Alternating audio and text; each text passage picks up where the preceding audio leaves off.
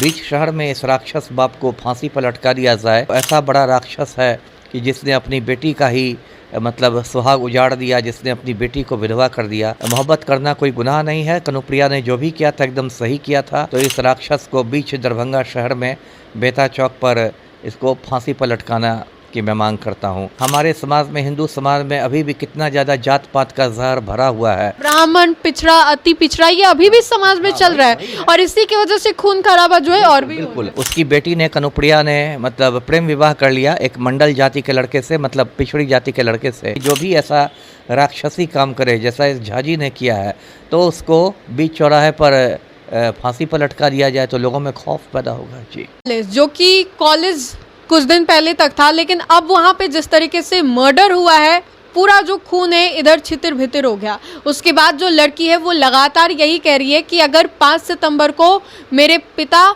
मेरे भाई, मेरी माँ को नहीं कुछ इसको लेकर के न्यायिक हिरासत होता है तो मैं खुद इसको लेकर के बड़ा एक्शन लूंगी और मैं तीनों का मर्डर कर दूंगी।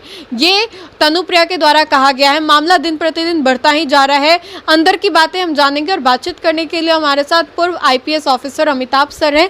सर से जानेंगे कि DMCH वाला मामला पहले हमारे दर्शकों को थोड़ा विस्तार से बताइए सर कि क्या हुआ, कैसे पूरी घटना हुई। देखिए, मैं खुद दरभंगा का रहने वाला हूँ और दरभंगा मेडिकल कॉलेज बहुत पुराना मेडिकल कॉलेज है बिहार का।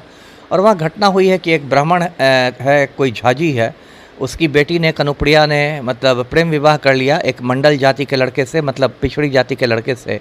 और उसी में जो वो झाजी था उसने अपनी बेटी के पति को यानी अपने दामाद का खून कर दिया।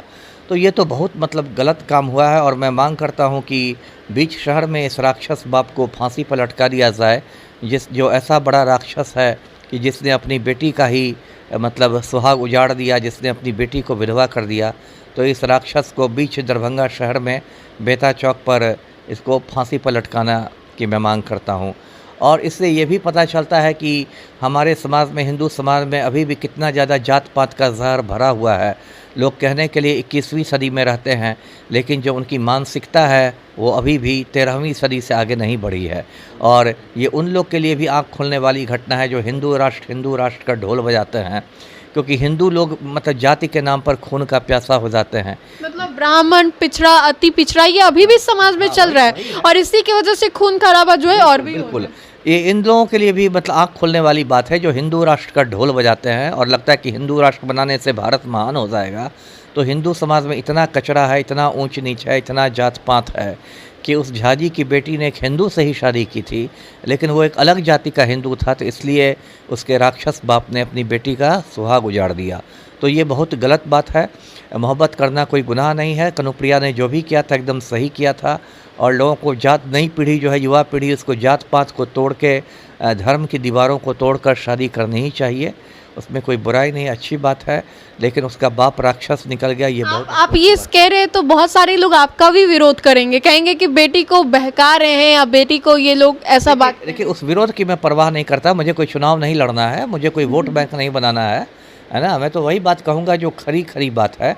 जात पात कोई अच्छी चीज़ नहीं है। यदि किसी ने जात पात की दीवार तोड़ी है तो उस लड़की को मैं बहादुर मानता हूँ, और यदि उसके राक्षस बाप ने उसका सुहाग उजाड़ दिया है तो उसके लिए मैं फांसी की मांग करता हूँ जी। बेटी जिस तरीके से आरोप लगा रही है पिता को लेकर के, अब पिता की ओर से भी मतलब कहीं ना कहीं अंदर जो बातें वो तो चल ही रही होंगी कि बेटी ने ऐसा किया, कुल के नाम को खराब किया, ये सब जो बातें हैं कि समाज में कहीं चलने के लायक नहीं छोड़ा। नहीं, ये तो दिखाता है कि उसके बाप के दिमाग में कितना ज़्यादा जहर भरा हुआ है जात पात का। और ये भी दिखाता है कि अगर मान लीजिए मेरे घर में कोई लड़की ऐसी शादी करती है और कोई मुझे तो मैं तो उसको शाबाशी देता कि भाई तुमने जात पात को तोड़ के शादी की, 21वीं सदी के हिसाब से तुमने शादी की। लेकिन यहाँ दिक्कत है कि लोग पैदा हो जाते हैं 21वीं सदी में और दिमाग रह जाता है 13वीं सदी का, और इतना ज़्यादा जात पात का जहर रहता है। इसी से ये बाप राक्षस बन गया। मैं फिर इसको चौराहे पर फांसी की मांग करता हूँ जी। अब बहुत सारी ऐसी जो खबरें हैं वो सामने आती है। अब तो लव मैरिज, अरेंज मैरिज, कोई भी मैरिज टिक ही नहीं रहा है। कभी हनीमून पे ले जाओ तो वहाँ फांसी हो जाती है या मार दिया जाता है, तो कभी ड्रम में मिलता है। मतलब अब तो ये ट्रेंड ही बन गया है। वो तो एक अलग सामाजिक समस्या है कि ठीक है, लव मैरिज विफल होता है तो अरेंज मैरिज भी विफल होता है। अभी ही सोनम रघुवंशी और राजा रघुवंशी का मामला पूरे देश में सुर्खियों में रहा, कैसे दोनों के अरेंज्ड मैरिज हुआ, कैसे पंडित जी ने मुहूर्त निकाला, कैसे जन्म कुंडली का मिलान हुआ और शिलोंग गए वो लोग हनीमून में और सोनम रघुवंशी ने अपने प्रेमी के साथ मिलके उसको मरवा दिया। तो ये तो एक सामाजिक समस्या है और इसी वजह से विवाह जो संस्था है वो धीरे धीरे ख़त्म भी हो रही है, अनपॉपुलर भी हो रही है। बहुत लोग अब बिना शादी किए साथ रहने को प्राथमिकता Live in relationship। Live in relationship कहते हैं। एक अच्छी चीज़ है कि लिव इन रिलेशनशिप के रूप में एक विकल्प आया है समाज में। जी एक आखिरी सवाल होगा कि अभी ये पूरा मामला जिस पे हमने बातचीत की DMCH वाला मामला, तो क्या लग रहा है ऐसी चीज़ों पे कैसे रोक लगाना चाहिए?